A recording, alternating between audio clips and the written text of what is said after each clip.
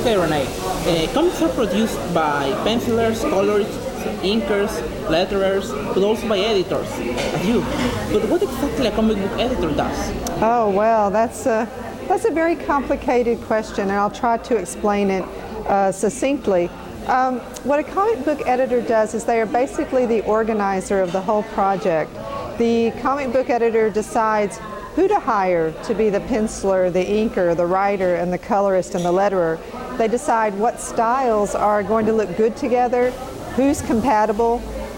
So I kind of think that the editor, in a way, is the producer. Like if there's a producer for movies, the editor is kind of like the producer of the comic book. They're the ones that go out and decide who's going to work on the project. And depending on the editor, sometimes the editor is also very connected with helping to develop the story and working with the the writer and the artist to decide what the stories are going to be and what direction the series is going to go in. So really I equate it to that. Comic books to me are like a movie on paper, and the editor is like the producer, working very closely with the director. And to me, the director is a combination of the writer and the artist. And they coordinate whatever happens in the comic. That's correct, yeah. Okay, and of course, an editor has to read a lot of comics, right? Yes, pretty much, especially if it's the comics that you're working on, because you have to know the history, you have to know everything about the characters so you can decide what direction to take them in. Yeah. So, what are you reading these days, comics? Oh gosh, well, the things I'm reading these days are more of the independent comics. I like things like Bone. I like some of the independent things that are being written by companies other than Marvel and DC. And mostly what I read so much are not comics. I read a lot of novels as well. When I'm traveling, I always have a book with me. The book I'm reading right now is called The Kite Runner. What did you say? The Kite Runner. Oh, yeah. Yeah. What is it about? It's about the Middle East and the war and the hardships in the Middle East. It focuses on one family in the Middle East. But then I also like to read a lot of mystery books and also humorous detective novels. So you like fiction and non-fiction? I like both. When I'm reading for fun, I read a lot of autobiographies and I read a lot of nonfiction, but I also like historical books. And as a writer, which I also am, I like to write historical books as well. One of my recent books actually is a book about World War II that I wrote, and it's called Nick Carty, The Artist at War, and unfortunately the subject of that book just passed away yesterday. Yeah, my friend Nick Carty. So. Okay. Yeah. Now that you mentioned Nick Carty, I wanted to talk about him. So you wrote about a book about him, but how are being treated the old comic book authors, like him, for example, these days? And I believe, are they being forgotten? No, not at all. In fact, I think that there are a lot of people that very much want to seek out the creators from the past, the people that inspired them, the people whose books they read, the groundbreaking people in comics such as Nick Carty and his generation. I think they're very well respected, and I don't feel like they're forgotten at all. Okay, let's return to comics that people read. Here in Peru, a lot of girls read comics, but they not necessarily read American comics. They read a lot of Japanese comics, mangas. Do you read manga? No, I've never read any manga at all. Why not? Because I suppose that I haven't really had access to it. Manga is popular in certain parts of the United States, but it's not something that is as popular as in some other countries. There's certainly a manga population in the United States, but I've never really felt the desire to really get involved in manga. I think because there's so much of it, somebody would have to direct me and tell me like which series would be the good ones to read. Okay. I love superheroes though. I do love superheroes. You realize that manga being influential in a lot of American people, for example in American TV series like The Legend of Korra, right? I think manga is influential in certain artists in the United States kind of are developing a style that is reminiscent of manga. I do think it has an influence in the culture for sure, and especially cosplaying. The cosplayers seem to love manga. Okay, superhero comics are still the most popular among other works of sequential art in the United States. You work as an editor of many superhero comics, like She-Hulk, for example. Yes. But tell me, has this genre evolved in the last 2 decades? And more importantly, how can we define what is evolution for something as subjective as a story? Well, I think superhero comics are still very popular in the U.S. because, and it's a very unique American art form as well. You don't really find a lot of superhero comics in other countries. This was something that really developed in the U.S. And I think it's because people can relate in a way, especially the Marvel characters. The Marvel characters have a certain vulnerability about them. And I think they are what we aspire to be.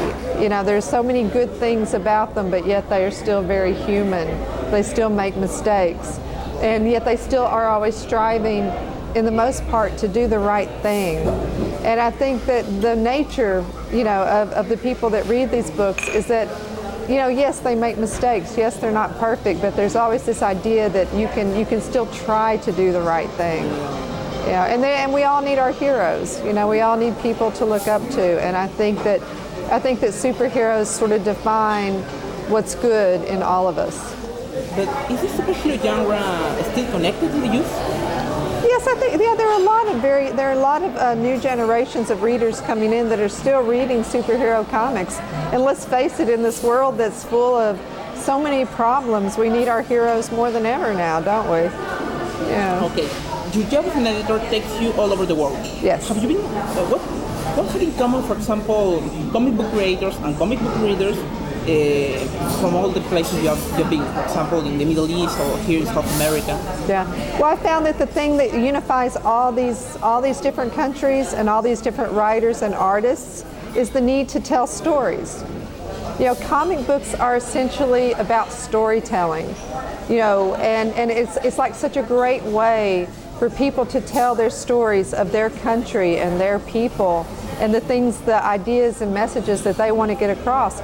There's no clearer way to tell a story than through a comic book, because it's such a great combination of the words and the pictures, and someone can pick it up if it's done well and say, yes, I see exactly what this person's trying to tell me, and they can walk away with something very tangible.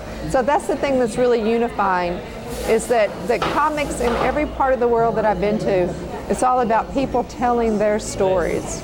Okay, tell me. Yeah. If you had to recommend a comic book to someone that has never read any comic book, what title would it be? Wow, that's a good question. One of the books I really like is by an artist that I do work with named Michael Golden, and it's called The Nam. It's a THE-NAM, and it's about the Vietnam War. And the reason I recommend that book is because the message that the book gets across is universal. It's not just about the Vietnam War. There are a lot of things you can walk away with from that series that apply to many different places. And then on the second hand, it is a really wonderful example of doing a historical comic book when you focus on the characters. It's a very character-driven book, and I think it's wonderfully drawn and beautifully written. And it was the first 12 issues of that book I would highly recommend to anyone. It's one of my favorite projects in comics. Okay. You've worked, as I told you, as an editor, also a colorist, you've worked in movies, commercials. What do you think about the storytelling possibilities of a video game? You know, I think it's an untapped market for the most part. I think that people are just beginning to realize that you can do a lot more with video games. And I think it's wide open. I think somebody could really do some wonderful things in video games. Have you ever played a video game? Not in a very long time. I'm so busy working and traveling and writing. I'm kind of afraid. I'm afraid if I started playing video games, I might become addicted, and I'm already addicted to reading books. Yeah, there are a lot of stories that are getting, I don't know, writing their own names. For example, Games of 5, The Last of Us also, Yeah. and I don't know why not Beyond the Soul. Even Ellen Page and Willem Dafoe have working on projects. Yes, that's right. A lot of video games are reaching into other types of media now. And in fact, there's this huge crossover between all types of pop culture and all types of media now. It's becoming where one really supports the other, which is really interesting to see. Okay, last question. Okay. Final. I know you haven't been discriminated by being a woman in an industry mainly dominated by men. You have said it before. Right. Not being okay, but in countries like Peru, the gender gap is really big. For example, you're in the 80th place in the United States, it's in the 23rd place, so the difference is very big, at least here in Peru. How proven women can face this awful fact, in your opinion? How can proven women do? How can proven women can face this fact? Okay. Well, that's a very difficult question. I mean, you have to really just believe in what it is you want to do. If you're a Peruvian woman and you want to write a book, if you want to be an artist, you have to really go out there and pursue that. And the good news is, with the internet now, the world is wide open. You can draw and write your own comic book and put it on the internet now. You don't have to be published by a publishing house. You can do your own work and get it out there and make a name for yourself, regardless of if you're a man or a woman. It evens the playing field, as we say. So take advantage of that new technology and get out there and find your voice. Let people know what it is that you have to say that's important, and believe in yourself. Okay, Renee, thank you. Sure. I hope that answered your questions.